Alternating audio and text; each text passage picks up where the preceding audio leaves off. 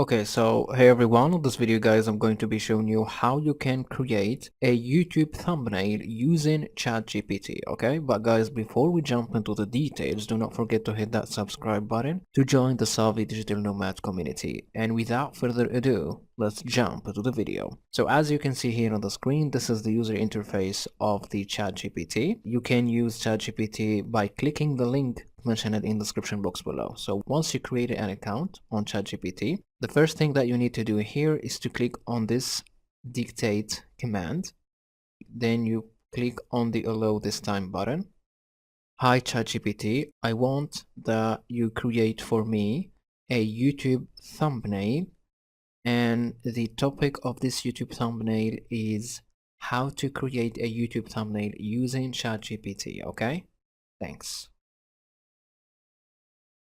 Then you click on OK. Then you click on the send prompt.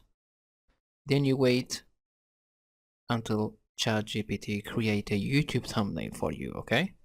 So as you can see here on the screen, ChatGPT is trying to generate a YouTube thumbnail for me, and we're going to wait for a few seconds, okay?